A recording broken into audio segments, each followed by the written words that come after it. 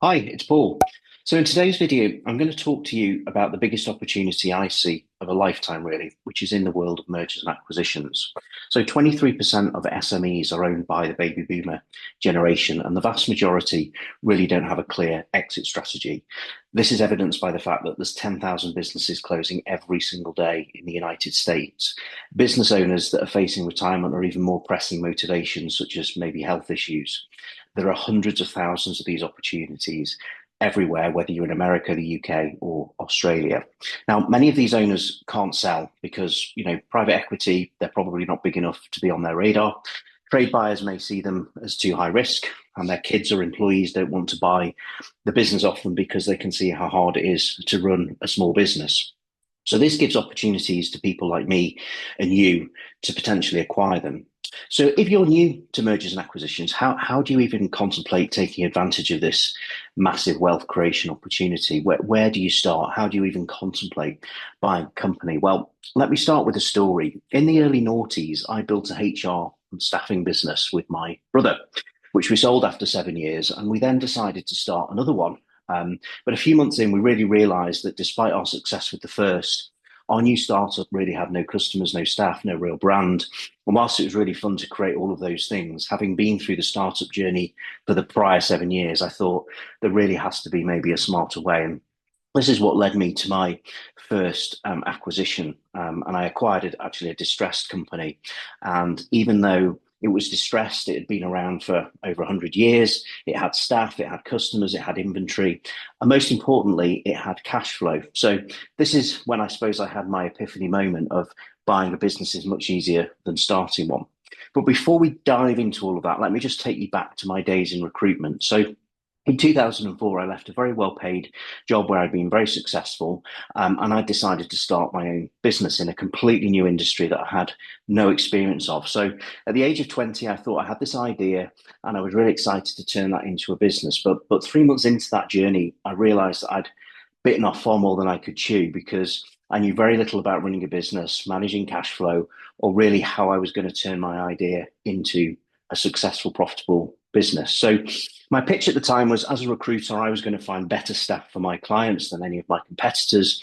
But in reality, I was looking for candidates in the same place as all of my competitors were looking. So, taking out expensive advertisements in the trade press, which typically got very average candidates looking to move jobs, most likely because they maybe weren't performing in their current jobs. And I thought there surely has to be a better way to do this. So prior to me starting my recruitment business, I'd worked in the real estate industry. I'd built a very successful company for my boss. And the way I'd done that really was by hiring talented people from my competitors. So essentially I would headhunt them. And this was the sort of idea that I had for my recruitment business that, there has to be other companies in my sector that I could potentially do the same for and turn that into a business. So this was the idea I had, and this is when I met Nick. So Nick was my first real proper mentor, and Nick had over 30 years experience building successful recruitment companies, and he owned a multi-million-pound company making seven figures profit every year. And I thought, well, look, this guy's achieved what I want to do, so why don't I try and pay him to teach me what I need to do?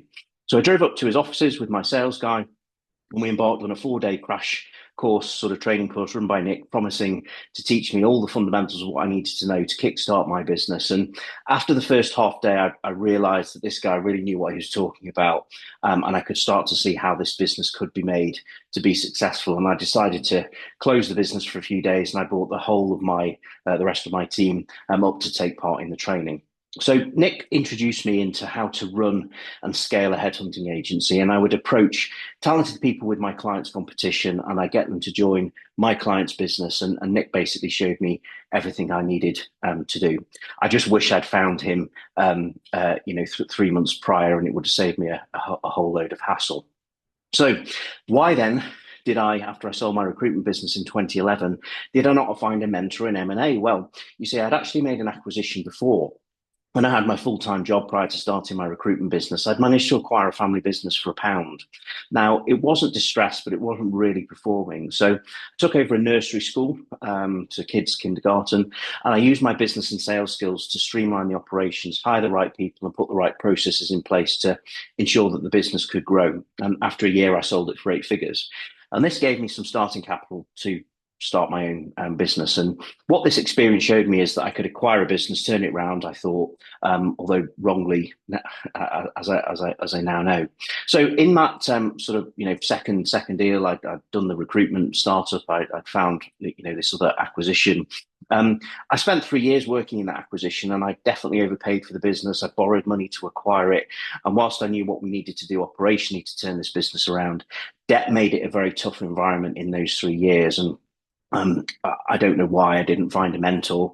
Probably because I had reasonable success acquiring and turning around a company before. And you try telling a 27-year-old that's hell bent on doing this, that thought he knew everything he needed to know. It obviously didn't transpire that way. So if you wind the clock forward to now, 2026, when I'm recording this video, I've since completed 108 transactions in 32 different industries in 12 different countries. I'm a best-selling author of 3 books, link in the description if you're interested in reading them. And I speak worldwide at various conferences and act as an advisor to some of the world's leading firms in mergers and acquisitions. But I didn't transform myself until probably around about 2015, 2016, when I found my M&A business mentor. This was a seasoned deal maker, hugely successful, done hundreds of deals. And he showed me a different way to approach deal making. And that's really what gave me, I suppose, the rocket fuel to become the deal junkie. So what this taught me is, look, if you want to do something that you haven't done before, you really need to find somebody that has. So someone that's been there, done it, worn the t-shirt. This is the mantra I use in all the businesses I operate and acquire in. I mean, if you look at Richard Branson, the founder of Virgin, do you think he's flying the rockets to space in his own company? No, he hires the best astronauts he can find. So if you're starting out in mergers and acquisitions, my advice is to find a mentor, somebody that you can learn from. And this helps fourfold. Firstly, you get the benefit of that knowledge and expertise. So not just what to do and how to do it and why, but secondly, also what not to do. And sometimes the mistakes I've made have probably helped me learn more than when things are going well. Thirdly, it gives you access to their contacts, which can help.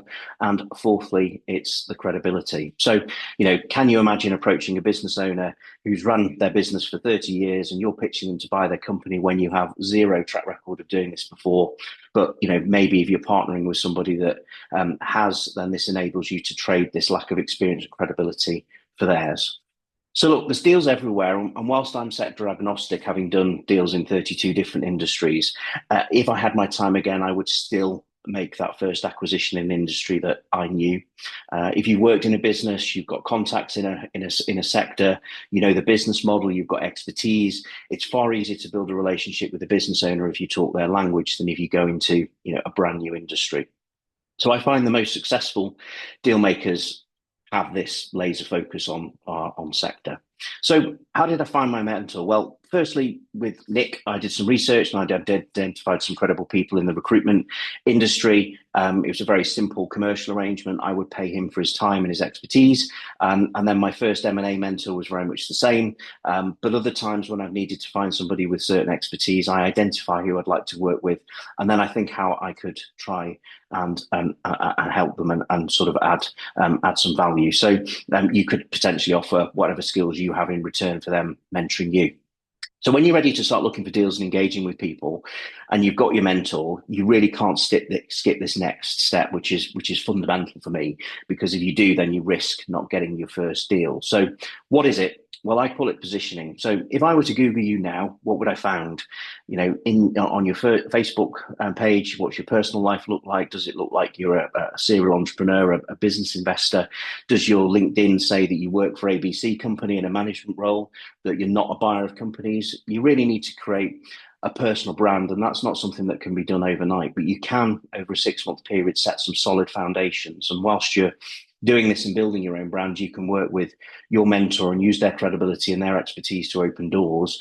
And then you can position yourself as a facilitator, so the person that's going to find and broker the deal, but they do the deal with a seasoned expert and a buyer of a company, which potentially you then get a stake in. Then after you've maybe done that a few times, you've then got some real case studies, some track record of your own that you can use to create that further capability. So positioning, you want a personal website that positions you as a business investor. You're not part of some private equity firm, merger and acquisition company. You're a private individual looking to acquire and invest in companies, and maybe bring some mentors on board, offer them a percentage of what you're doing in return for maybe including their profiles on your website. And believe me, they won't do this lightly, because you're essentially risking their reputation. So you do need to do that properly. And I'll record a video about how to do that another time. And your social should certainly position you as the same. And if people Google you, they can see that you are looking to buy businesses in your niche. And you want to lay out your criteria. And the more niche you go, the better. So instead of saying, I want to buy real estate agencies in the UK, you could say, I want to buy real estate agencies in the northwest of England with at least £1 million of revenue that are profitable and established for at least 10 years. And then I would say over the next 6 months, you want to create new content. So this could be writing a blog, documenting your experience, writing articles, how-to guides that are relevant to your audience. So things like how to hire great talent in the XYZ industry, or how to improve marketing for XYZ companies. And over 6 months, one piece of content can be turned into shorts, videos, articles, blog posts, and you can build a library. So over a sort of 6-month period, you can be seen to be speaking a lot about what you do, and the content will resonate with your audience. And you can post these articles and contents onto LinkedIn groups, for example, where business owners that you want to target hang out. But before you do any sort of outreach, I must say that your first deal is most likely in your phone book. My first two, one was my mother, so I didn't even need to phone her. The second was a former employer. Even my third and fourth deals were, one was a past client, and one was somebody that had been introduced by a mutual contact that was in my phone book. So when you're ready to do that outreach, I would say that sellers are probably interested really in two key things. Clearly, the financial components of the deal, not just what they get, but how the deal's structured. If they're not getting all of their money, that they're going to get paid. And then, the more important thing I would say is that the buyer, who are they selling to? What is going to happen to their business? And I really would say, don't overlook this point. If anything, I find that sellers are more interested in your expertise, what you've done before, what you're going to do to their business. If they're selling you a long-established, profitable business, yes, they're going to want to capitalize on that asset. So it's important that they get the financial deal. But equally, if you're going to be a bull in a china shop and go in and change the name, fire the staff, and do everything that they've spent many years building, then they're not going to sell to you. So when you're positioning yourself, you want to ensure that you demonstrate that expertise and that approach, that you're going to build upon their legacy, and how you're going to grow an already successful business. As I'm actually recording this video, we're working on a $30 million deal at the moment, where we've spent the past 4 weeks ironing out the financial components of the deal. And now, just before we sign the term sheet with the deal sort of agreed in principle, the sellers want to meet the buyers in person, and the top team from the buyer, as they're wanting to ensure that they're selling to somebody that isn't going to ruin their legacy. So work your contacts in your phone book before even contemplating doing any sort of cold outreach. I'll record a video in the coming weeks on the topic of doing cold outreach, but in the meantime, you could find your mentor, you can position yourself as you need to, you can have warm conversations with people and then when you're ready to do your cold outreach, you're doing so from a practice position. So if you'd like if you do like this content, then be sure to subscribe so you can be notified when the next video is out. And if you're interested in partnerships or M&A, you can join my free community. The link's in the description below, where you can connect directly with me and hundreds of other deal makers around the world, where we share expertise, ideas, and talk about M&A. I've also written 3 books, as I mentioned, one charting my journey called Buy, Build, Sell, one specifically on the leveraged buyout structure, it's called LBOs, and one about exits, it's called Built to Sell Well. The links again are in the description below if you're interested to pick any of these up. For now, happy deal making, and I hope to see you in the next video.